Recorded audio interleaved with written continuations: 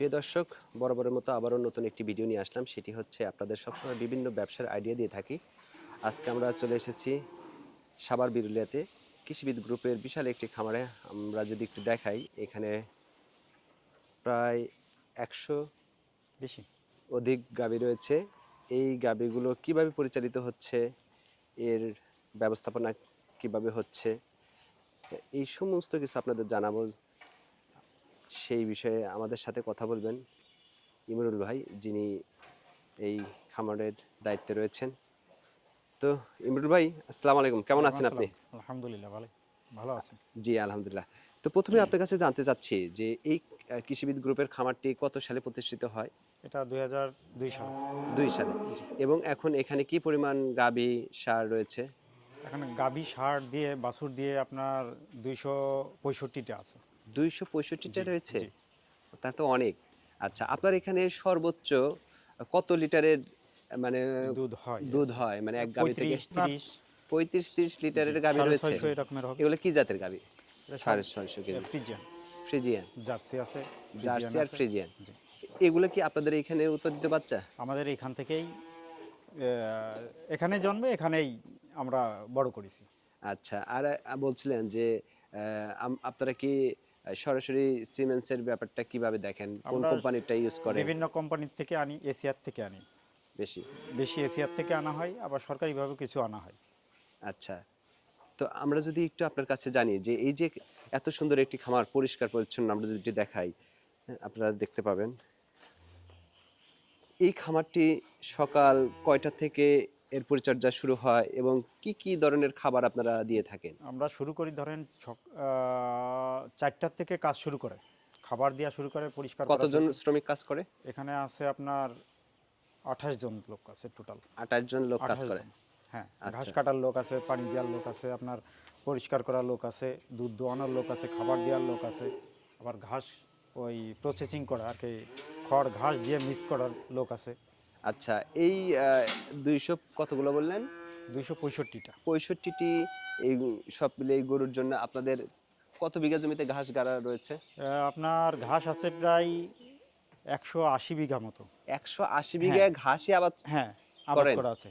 এই যে এরকমের সব সব জায়গায় আমাদের পুরো মাঠ জুড়ে এই রকমের আছে ঘাস। আচ্ছা। এ আপনারা কোন জাতের ঘাসটাকে বেশি আবাদ করেন? বেশি নেপিয়ারটা করা হয়। নেপিয়ার। কেন নেপিয়ার করেন? নেপিয়ারটা একটু ভালো হয় এখানে।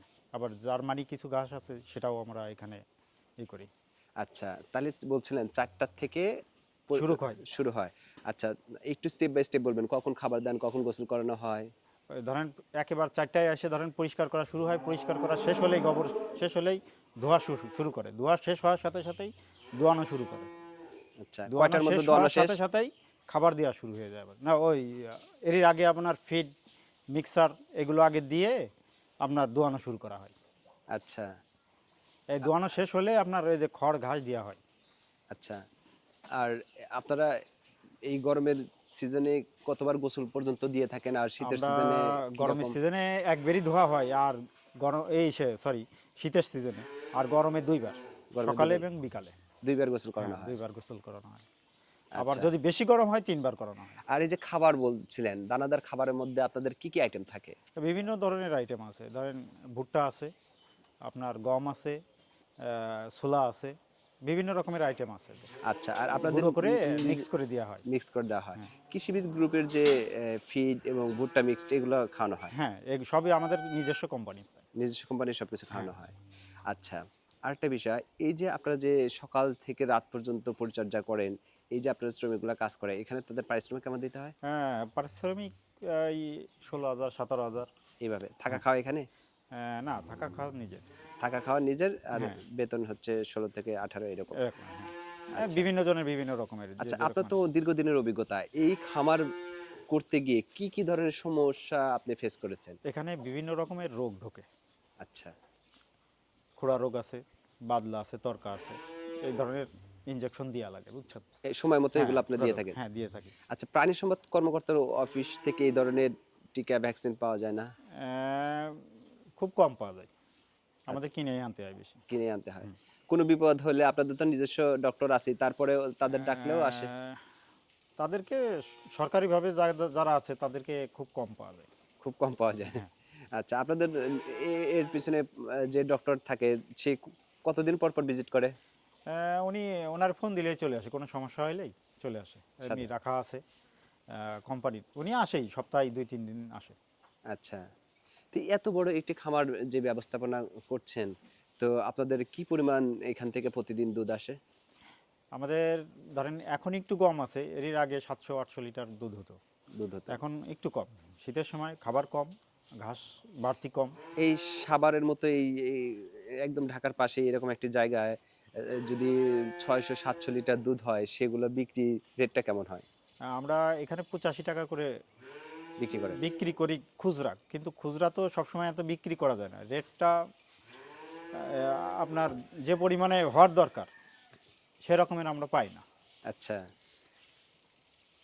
এই আর বুঝতে কি। পেরেছি। আচ্ছা, এই যে আপনারা আপনাদের আশা করেন যে আরেকটু বেশি দাম হলে ভালো হতো হ্যাঁ, নাকি?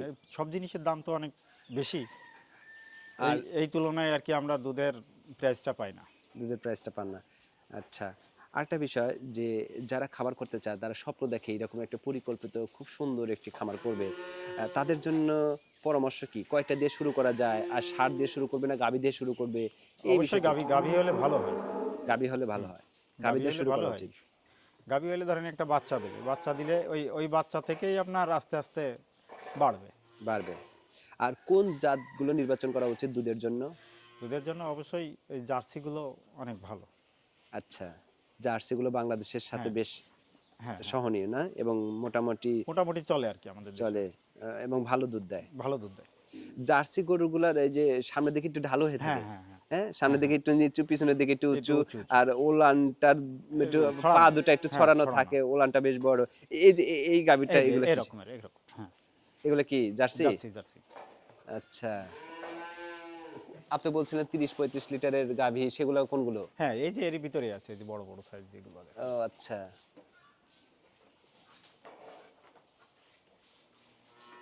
আপনার দুধের যেসব গাভী আছে বুঝেছেন, জি। এদের স্বাস্থ্য খুব বেশি হতে পারে না, বুঝলেন? আচ্ছা। কারণ এদের তো প্রচুর পরিমাণে শরীর থেকে দুধ দহন করা হয়। ক্যালসিয়াম বেরোয় যায়। আচ্ছা, এই যে বাছুর যে খাচ্ছে, ওর হ্যাঁ, ইচ্ছা মতো যতটুক দরকার ততটুকুই হ্যাঁ, খাবে? ওর ইচ্ছা মতন একটু খেয়ে ও থেমে যাবে। আচ্ছা, আমরা একটু এদিকে আসি।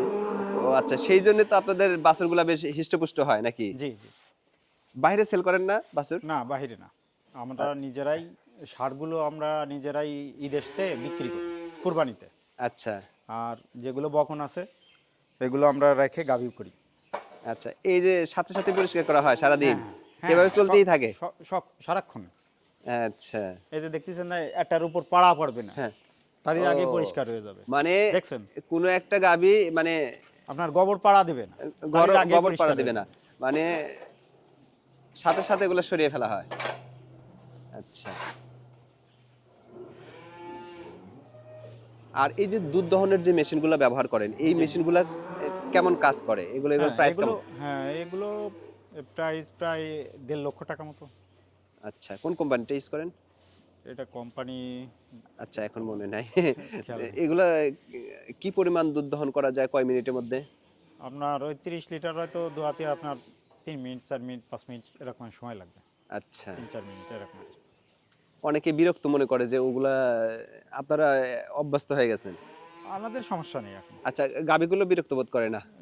না না, ও ও যেগুলোর দোয়ানো হয় ওরা ওই প্রথম একটু ঝামেলা করে। ওই যন্ত্রপাতি হ্যাঁ, লাগা দেওয়া হচ্ছে সেক্ষেত্রে। পরে অবশ্য ঠিক হয়ে গেলে আর সমস্যা হয় না।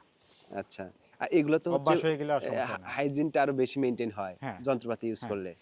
হ্যাঁ, ঠিক আছে। আমার এই যে এই পাশে যে গাভীগুলা এগুলা কি পরিমাণ দুধ দিচ্ছে? এগুলা বেশ হচ্ছে আপনার বড়, বড়। বাচ্চা দিবে। এখন হচ্ছে বাচ্চা দিবে। এরা ও এরা আচ্ছা। আপনার 15 লিটারের উপরে দুধ দেয়। 15 15, লিটারের উপরে 18, দুধ দেয়। 15, 20 এরকমের।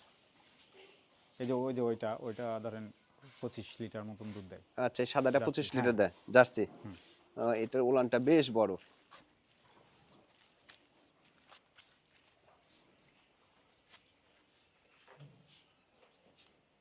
আচ্ছা, আর এই গোবর থেকে কি কি তৈরি করা হয় আপনাদের? জৈব সার জৈব সার কোথায় ব্যবহার করেন আপনারা? আমরা আমাদের কৃষিবিদেরা আছে, এখানেই প্রসেসিং করে আমরা মার্কেটে ছেড়ে দিই। ও আচ্ছা, মানে জৈব সার বিক্রিও করেন আবার হ্যাঁ, নিজেদের উৎপাদিত বিভিন্ন হ্যাঁ, জায়গায় ব্যবহারও করেন। হ্যাঁ, হ্যাঁ। আচ্ছা, ঠিক আছে। আমাদের ঘাসে বিক্রি, আমাদের এই ঘাসে ব্যবহার করা হয়। আবার ফিডে আমাদের আছে আপনার সিড আছে, আচ্ছা, সেখানেও দেওয়া হয়। ওকে। প্রিয় দর্শক, আপনাদের জানানোর চেষ্টা করলাম